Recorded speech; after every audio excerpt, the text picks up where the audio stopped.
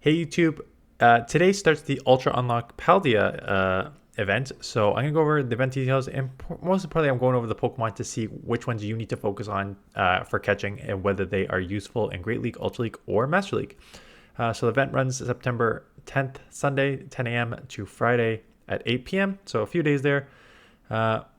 Nibble, Lokix, Pawmot, so it looks like an evolution line here. Bombirdier, and then this one I know is a Dragon Ice type Pokemon. These three here, so they have potential, whatever bonuses, yada yada yada. Nothing that matters. Wild encounters are the same ones. These new Pokemon, some trainers might encounter this one, so it's gonna be a little rare as a Dragon Ice. That does not surprise me. Okay, so let's go over these Pokemon. I know a couple of them. I will just search all of them, but I don't think some of these baby versions are going to have play. So let's look at this other one, Lokix. Okay, 620. That is absolutely brutal. I'm just going to bring up its stats just to see why it's so bad. I mean, Bug Dark is a kind of rough typing, right? Fairy, Fire, Flying, Weakness. Stat product 1673 overall, not good. Bug Bite, X Scissor, Dark Pulse. The moves themselves are not terrible. It only has Bug Bite and Sucker Punch, so you kind of have to use it. Has Bug Buzz too, but you might as well go for X Scissor buffed. 1321.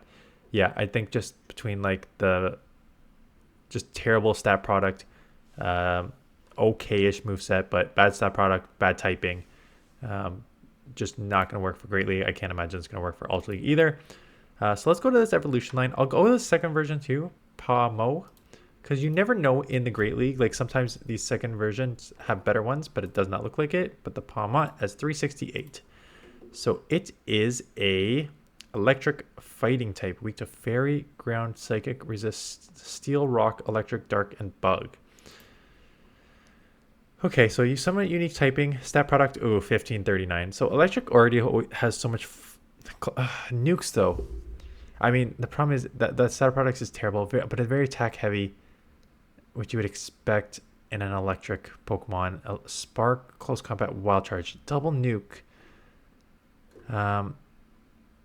16 and 28. So you just get lit up by a lot of these Pokemon. I'm wondering if this is like one Pokemon that you'd have to just run shields down. So let me just check this again. I don't think it's going to have any play. The Spark close combat, again, Spark just got nerfed, right? And it only has Charge Beam and Lokix. So it now takes a bit longer to get to, which I probably, like if Spark wasn't nerfed, maybe it has more play. I'm going to see in the Zero Shield. Yeah, so that's what you probably have to use it as. You'd have to use it as a closer, 39 and 5. That doesn't surprise me when you have both stab moves, wild charge, and close combat, where you can just nuke Pokemon. Still have a couple losses versus like Charm and Flyers, like again, Ground Flyer, where you're not really going to have anything, or Diggersby, which is, I guess, outbulks you and outpaces you, to the Scorching Sands to take you out. But I mean, nuke potential across the board here, and because your attack stat is 144, it's pretty good attack stat overall. If again, I think this will be niche. I don't think you need to build it, but if you want to just sort of like have fun nuking things shields down, just make sure you have 2 shields for it. Like make sure you have shields for it. Make sure your other Pokemon can grab shields, and then you just nuke. Outside of that, I think it's more just sort of fun niche. Bombardier. So I know I'm gonna start biting my tongue about content creators, because it's rank 160. Flying and dark typing, which is weak to electric, fairy, ice, and rock. Okay, not super. Like there's not a ton of, there's some, but not like an outright like fighting and ground and water that you see. So there's some weaknesses here. On first look, I looked at it. It's a flying dark type. So let's just go over its stuff, and then I'm like, why wouldn't you just use Mandibuzz? Is my question. So 22 and 22 record gets lit up by, again, everything that you would expect as a flyer, and dark. So ice, fairy, electric, rock, right? Everything you expect to lose to. So it's more than neutral matchups. that I want to see. So when you get to the neutral matchups, you know what? Not bad. Like losses to Obstagoon, Vigoroth, Dunsparce, but they're not bad losses. And then we're already in wins against... Interesting. Beats Metachamp, beats Sableye, beats Trevenant. Whenever you can core break Metachamp and Swampert, Fly and Payback. This is interesting. I was going to immediately dismiss it. So let me check I got to check two things. One is, how is it different from Mandibuzz? Because that was my first question. Same typing. Very, very glassy compared to Mandibuzz. Way higher attack stat, right? So there's your main difference. The next thing I will check is the stat product. So obviously, Payback is a harder hitting move than Dark Pulse. I'm assuming Fly is a way better move than Aerial Ace. So that is the next thing I'm going to check. So let's go to moves here. In the charge moves, we will go to Aerial Ace, which is 40 energy for 55 damage, right? They lowered it from 45 energy to 40 energy. But Fly 45 energy for 80 damage. Okay. That's quite a good amount of damage for that energy. 1.77 damage per energy for a 45 energy move with a wing attack fast move. You know what? I immediately dismissed this thinking that this would just be another Mandibuzz. I think I'm wrong here. I think this actually has a decent amount of play, even though it's rank 160. So where it falters a bit because its stat product is quite bad. Again, the stat product the overall stat product always favors defensive stamina heavy Pokemon. 115 and 118 is not a good defensive stamina. So this thing must be, I haven't used it yet. I'm actually interested in using it now because this is actually quite interesting. It's got to be very, very glassy. 127 attack is pretty decent. Again, it's not the 144 that we just saw in the electric fighting Pokemon, but it's a decent overall stat product. And against that Open Great League, again, maybe we'll put on good we'll maximize stat products just to get the true sense here. Yeah, so actually, you actually lose a few more with max stat products. But you still take out some of the main meta here, right? Look at this meta you take out. Like Lickitung is becoming one of the better safe swaps again because the Noctowl's gone. You resist the lick. Gligar's a flyer. Looks like you're just gonna out bulk because they can't hit your flyer. They can't hit you with dig. Again, Swampert, Sableye, Jellicent, Metachamp, Scrafty. Again, Trevenant, Cofagrigus is not around as much. Cresselia, Diggersby, Venusaur. So you're still gonna get lit up by some of the main Pokemon, and Metachamp's down here too with Ice Punch, right? Oh, but you beat Metachamp with Psych with just going straight Fly. Look at that. It's exactly, you get to it at the exact same time. So this is everything that I need to know about this Pokemon right here. You're going to need energy advantage or shield advantage. Oops, I know what I just, sorry. You're going to need energy advantage or shield advantage. And this is why right here. You only have 119 HP here. The fact that you have shielded everything up and these counters are doing 5% damage to you, that you're already down to 46 is insane. And they're at the Ice Punch, right? So if you have no shields, like this Ice Punch probably one-shots you. It doesn't quite one-shot you. 43%. But between that and the counters, those take you out, right? So if Metachamp has one Ice Punch advantage, it is going to take you out. So yes, on paper, it's going to beat a lot of these things, but in practice, it's going to be a lot closer, I think, than that. And I'm interested in the Swampert. Do you just like outpace it to... Yeah, and the Swampert's one mud shot short here, right? So if the Swampert has one mud shot advantage, I think they probably flip this matchup. No. Maybe two. Maybe they'll need two. So actually, that's not bad if they don't need two. Okay, so I'm interested. I'm interested in this Pokemon. I think it'll have play. Just it looks like it's a very, very glassy, attack-heavy Pokemon. that, you know what, if we had, there's a lot of Machamps, there's a lot of Lickitungs, there's a lot of Sableyes, could be a very, very interesting Pokemon to use. So this next one is a Ice Dragon Pokemon, and the higher evolutions rank lower. This is the one that you would have to run, the Arctibax. Think of it similar to the way you'd want to run Dragonair over Dragonite in Great League, because you get that extra bulk that you would otherwise not get with it. So rank 58, Dragon Breath, Avalanche, and Dragon Claw. So an Ice Dragon, having Dragon Breath, Dragon Claw is just a great combo to start.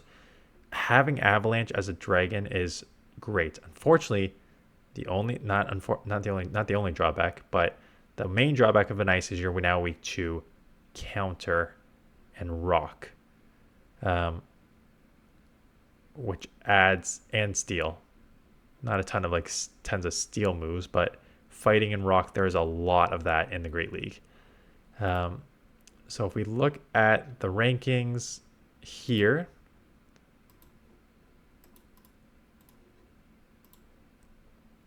'22 and 21. So it should not come as a surprise that anything that resists the Dragon Breath and Dragon Claw and Ice, right? Steel is going to be a big issue, and Fairy.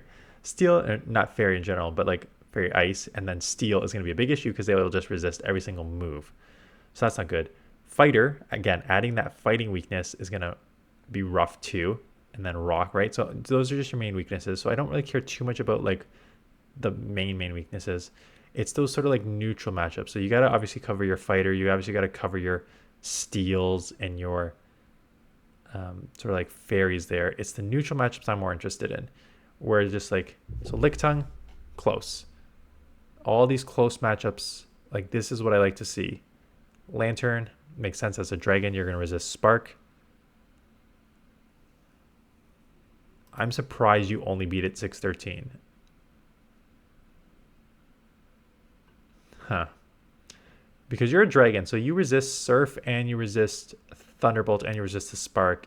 And the fact that you still need, I guess, 2 Dragon Claws plus all these Dragon Breaths and there's still 35 energy.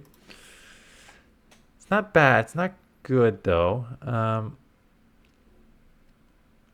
But again, like when your answer to Swampert,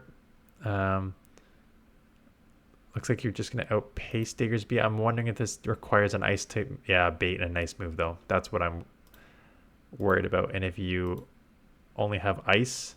Oh, no, you still win just going straight Ice. So that bait is stupid. So PvP Poke Sims like this is just for your heads up. This is why you need to run. Sometimes I run with moves off. Because this is saying throw Dragon Claw, bait, and then you're going to land the Avalanche and you're going to beat it with a lot of energy at 54. Yeah, 54 HP. For me, that I always check is like, is that even worth it? Because if they don't shield that seems like a big mistake.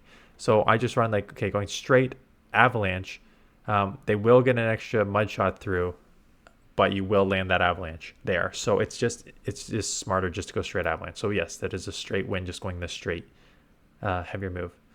So I think this is another one that'll be interesting to play.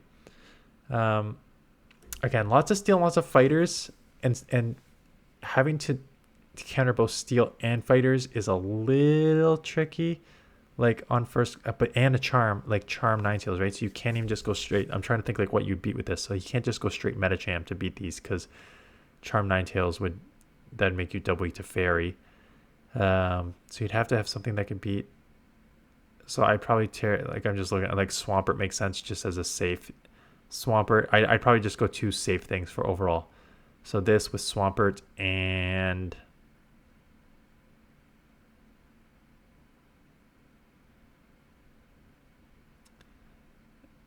I was gonna say double, but then you're gonna be tricky against some of these counter users. So yeah, you just play around with it. What you think would be best there. And again, you wouldn't use this. You could, yeah. I'll look it up, but it's gonna be way worse ranked, because there's no reason to use it. It's the same moveset just with like less bulk, so there's no reason to use it. So that's the Great League. Let's just switch over to the Ultra League. 148 in the Ultra League. And my first question is, yeah, 14-35 is not a good record. My other question is, why wouldn't you just use, what's the dragon that knows Glaciate? Kyurem. Why wouldn't you just use Kyurem as your Dragon Ice in this league? Exact same stat product. It's so like if you have Kyurem, there's really no reason to use this Pokemon, and both of them are sort of like niche at best in the Ultra League. So I don't think it's going to have a ton of play in the Ultra League. I mean, I'll look up to see if this Arctibax gets XL'd. It does. But it's a little trickier in the Ultra League just because there's way more fairies. There's more dragons to beat you. There's like a decent amount of steals, and there's more bulky Pokemon. And it just doesn't look like you're going to be able to compete in that. This bird, this bird again, you can excel. And I've got to imagine with that move set of Fly and Payback, you're probably going to have some play here too. 28 and 20. Yeah, getting killed by the fairies and ice and stuff. Yeah, we're going to ignore that because we know that. Rock-type Pokemon, Steel-type Pokemon.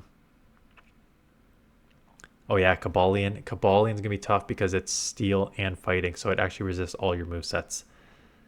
So a lot of the key meta you'll lose to. Some of these wins. Well, you have like Trevenant and Jellicent and Greedent. I just shot a video which is coming out soon for that. It's not bad. I just think there's a lot of the main meta. There's a lot of the main meta that you lose to, right? This is Ninetales, Charizard, Registeel, Steelix, Stunfisk, Pidgeot, Kabalion, Double, Sandslash, Tapu Fini, Cresselia. Like that's even Swampert is just like a close win. Like that's the meta right there, right? So yes, you'll pick up some wins here, but it just seems like that's a lot of the meta. I think this will have more playing, even though it's worse ranked in Great League. I think it actually has more play in Great League than it does in Ultra League, just based on first look there. I can't imagine these paw things have any play. 174. Again, you probably use it just as a nuke closer, close combat wild charge. There's certain things that will just resist it all the way. Again, 1930, you would never look at it in the even shield because it's not how you play this. You use it as a nuke. 3712, so a little less. Again, yeah, there's some things like Giratina with just as a dragon ghost, which will resist everything. Ground poison resists everything. Poison resists everything, right? So there's a few things that actually resist all your movesets here, which makes it a little trickier just to run as a closer here. Could be fun, but definitely not one that you need to go look up. And I'll look up. I can't imagine this thing is going to be any. No. Sorry, Bug. You got X-Scissor buff, but that is all that all that you got buffed there. So that's it. So in terms of hunting, I think the obvious ones are Bombirdier and this Furbex to get this Arctibax. So my priority would be Bombirdier to get, because I kind of am interested in that in the Great League. Again, Pawmot is a sort of fun nuke that you can run shields down. Again, I've done. You'd have to use it the same way that you'd use something like a